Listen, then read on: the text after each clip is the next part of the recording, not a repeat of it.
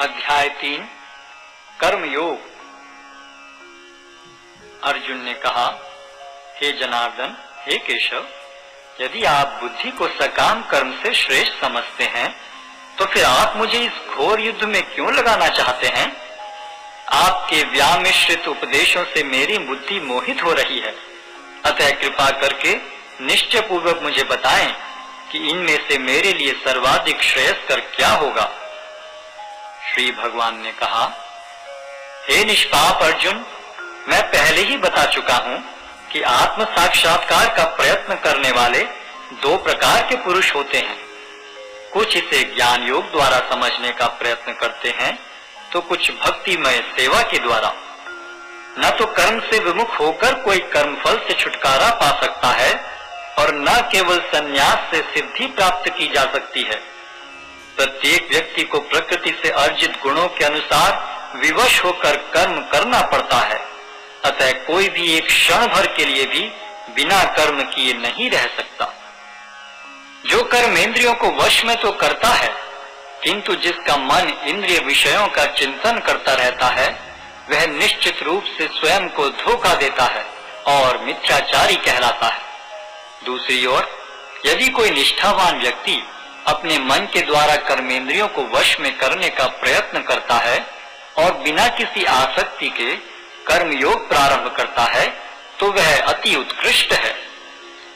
अपना नियत कर्म करो, क्योंकि कर्म न करने की अपेक्षा कर्म करना श्रेष्ठ है। कर्म के बिना तो शरीर निर्वाह भी नहीं हो सकता।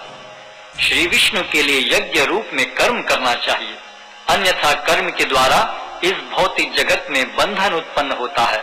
अतः हे कुंती पुत्र, उनकी प्रसन्नता के लिए अपने नियत कर्म करो, इस तरह तुम बंधन से सदा मुक्त रहोगे। सृष्टि के प्रारंभ में समस्त प्राणियों के स्वामी ने विष्णु के लिए यज्ञ सहित मनुष्यों तथा देवताओं की संततियों को रचा और उनसे कहा, तुम इस यज्ञ से सुखी रहो, क्योंकि इसके करने से तुम्हें सुख पूर्वक रहने तथा मुक्ति प्राप्त करने के लिए समस्त वांछित वस्तुएं प्राप्त हो सकेंगी। यज्ञों के द्वारा प्रसन्न होकर देवता तुम्हें भी प्रसन्न करेंगे और इस तरह मनुष्यों तथा देवताओं के मध्य सहयोग से सबों को संपन्नता प्राप्त होगी। जीवन की विभिन्न आवश्यकताओं की पूर्ति करने वाले विभिन्न देवता यज्ञ संपन्न होने पर प्रसन्न होकर तुम्हारी सारी आवश्यकताओं की पूर्ति करेंगे, किंतु जो इन उपहारों को देवताओं को अर्पित किए बिना भोगता है, वह निश्चित रूप से चोर है। भगवान के भक्त सभी प्रकार के पापों से मुक्त हो जाते हैं, क्योंकि वे यज्ञ में अर्पित किए भोजन प्रसाद को ही खाते हैं। अन्य लोग जो अपने इंद्रिय सुख के लिए भोजन बनाते हैं, वे निश्चित रूप से पाप खाते हैं। सारे प्राणी अन्न पर आश्रित हैं, जो वर्षा से उत्पन्न होता है। वर्षा यज्ञ संपन्न करने से होती है और यज्ञ नियत कर्मों से उत्पन्न होता है। वेदों में नियमित कर्मों का विधान है और ये वेद साक्षात श्री भगवान से प्रकट हुए हैं। फलतः सर्वव्यापी ब्रह्म यज्ञ कर्मों में सदा स्थित रहता है। हे प्रिय अर्जुन, जो मानव जीवन में इस प्रकार वेदों द्वारा स्थापित यज्ञ चक्र का पालन नहीं करता, वह निश्चय ही पाप में जीवन व्यतीत करता है। ऐसा व्यक्ति केवल इंद्रियों की तुष्टि के लिए व्यर्थ ही जीवित रहता है। किंतु जो व्यक्ति आत्मा में ही आनंद लेता है तथा जिसका जीवन आत्म साक्षात्कार युक्त है और जो अपने में ही पूर्णतया संतुष्ट रहता है, उसके लिए कुछ कारणीय कर्तव्य नहीं होता। स्वरूप सिद्ध व्यक्ति के लिए न तो अपने नियत कर्मों को करने की आवश्यकता रह जाती है, न ऐसा कर्म न करने का कोई कारण ही रह जाता है। उसे किसी अन्य जीव पर निर्भर रहने की आवश्यकता भी नहीं रह जाती। अतः कर्म फल में आसक्त हुए बिना मनुष्य को अपना कर्तव्य समझकर निरंतर कर्म करते रहना चाहिए, क्योंकि अनासक्त होकर कर्म करने से उसे पर ब्रह्म की प्राप्ति होती है। जनक जैसे राजाओं ने केवल नियत कर्मों को करने से ही सिद्धि प्राप्त की, अतः सामान्य जनों को शिक्षित करने की दृष्टि से तुम्हें कर्म करना चाहिए। महापुरुष जो जो आचरण करता है, सामान्य व्यक्ति उसी का अनुसरण करते हैं। वह अपने अनुसरणीय कार्यों से जो आदर्श प्रस्तुत करता है, संपूर्ण विश्व उसका अनुसरण करता है।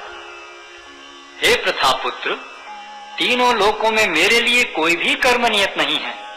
न मुझे किसी वस्तु का अभाव है और न आवश्यकता ही है, तो भी मैं नियत कर्म करने में तत्पर रहता हूँ। क्योंकि यदि मैं नियत कर्मों को सावधानी पूर्वक न करूं, तो हे पार्थ, यह निश्चित है कि सारे मनुष्य मेरे पथ का ही अनुगमन करेंगे। यदि मैं नियत कर्म न करूं, तो ये सारे लोग नष्ट हो जाएंगे। तब मैं अवांछित जन समुदाय को उत्पन्न करने का कारण हो जाऊंगा और इस तरह संपूर्ण प्राणियों की शांति का विनाशक बनूंगा। जिस प्रकार अज्ञानी जन फल की आसक्ति से कार्य करते हैं, उसी तरह विद्वान जनों को चाहिए कि वे लोगों को उचित पथ पर ले जाने के लिए अनासक्त रहकर कार्य करें। विद्वान व्यक्ति को चाहिए कि वह सकाम कर्मों में आसक्त अज्ञानी पुरुषों को कर्म करने से रोके नहीं, ताकि उनके मन विचलित न हो, अपितु भक्ति भाव से कर्म करते हुए वह उन्हें सभी प्रकार के कार्यों में लगाएं, जिससे कृष्ण भावनामृत का क्रमिक विकास हो। जीवात्मा अहंकार के प्रभाव से मोहग्रस्त होकर अपने आप को समस्त कर्मों का कर्ता मान बैठता है, जबकि वास्तव में वे प्रकृति के तीनों गुणों द्वारा संपन्न किए जाते हैं।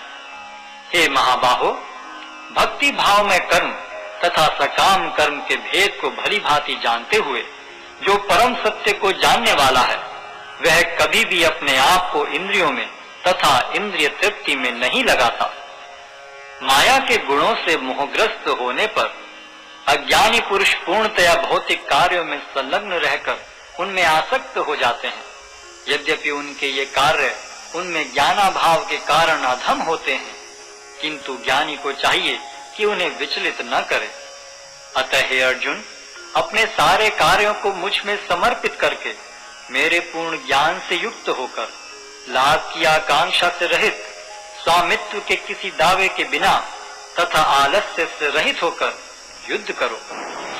जो व्यक्ति मेरे आदेशों के अनुसार अपना कर्तव्य करते रहते हैं और ईर्ष्या रहित होकर इस उपदेश का श्रद्धा पूर्वक पालन करते हैं, वे सकाम कर्मों के बंधन से मुक्त हो जाते हैं। किंतु जो ईर्ष्यावश इन उपदेशों की उपेक्षा करते हैं और इनका पालन नहीं करते, उन्हें समस्त ज्ञान से रहित, दिग्भ्रमित तथा सिद्धि के प्रयासों में नष्ट भ्रष्ट समझना चाहिए। ज्ञानी पुरुष भी अपनी प्रकृति के अनुसार कार्य करता है, क्योंकि सभी प्राणी तीनों गुणों से प्राप्त अपनी प्रकृति का ही अनुसरण करते हैं। भला दमन से क्या हो सकता है? प्रत्येक इंद्रिय तथा उसके विषय से संबंधित राग द्वेष को व्यवस्थित करने के नियम होते हैं। मनुष्य को ऐसे राग तथा द्वेष के वशीभूत नहीं होना चाहिए, क्योंकि ये आत्म साक्षात्कार के मार्ग में अवरोधक हैं। अपने नियत कर्मों को दोषपूर्ण ढंग से संपन्न करना भी अन्य के कर्मों को भली भांति करने से श्रेयस्कर है। स्वीय कर्मों को करते हुए मरना पराये कर्मों में प्रवृत्त होने की अपेक्षा श्रेष्ठतर है, क्योंकि अन्य किसी के मार्ग का अनुसरण भयावह होता है। अर्जुन ने कहा, हे वृष्णिवंशी, मनुष्य न चाहते हुए भी पाप कर्मों के लिए प्रेरित क्यों होता है? ऐसा लगता है कि उसे बलपूर्वक उनमें लगाया जा रहा हो। श्री भगवान ने कहा, हे अर्जुन, इसका कारण रजोगुण के संपर्क से उत्पन्न काम है, जो बाद में क्रोध का रूप धारण करता है और जो इस संसार का सर्वभक्षी पापी शत्रु है। जिस प्रकार अग्नि धुएं से, दर्पण धूल से अथवा भ्रूण गर्भाशय से आवृत रहता है, उसी प्रकार जीवात्मा इस काम की विभिन्न मात्राओं से आवृत रहता है। इस प्रकार ज्ञान में जीवात्मा की शुद्ध चेतना उसके काम रूपी नित्य शत्रु से ढकी रहती है, जो कभी भी तुष्ट नहीं होता और अग्नि के समान जलता रहता है। इंद्रियां, मन तथा बुद्धि इस काम के निवास स्थान हैं। इनके द्वारा यह काम जीवात्मा के वास्तविक ज्ञान को ढककर उसे मोहित कर लेता है। इसलिए हे भरतवंशियों में श्रेष्ठ अर्जुन, प्रारंभ में ही इंद्रियों को वश में करके इस पाप के महान प्रतीक काम का दमन करो और ज्ञान तथा आत्म साक्षात्कार के इस विनाशकर्ता का वध करो। कर्मेंद्रियां जड़ पदार्थों की अपेक्षा श्रेष्ठ हैं। मन इंद्रियों से बढ़कर है, बुद्धि मन से भी उच्च है और वह आत्मा बुद्धि से भी बढ़कर है।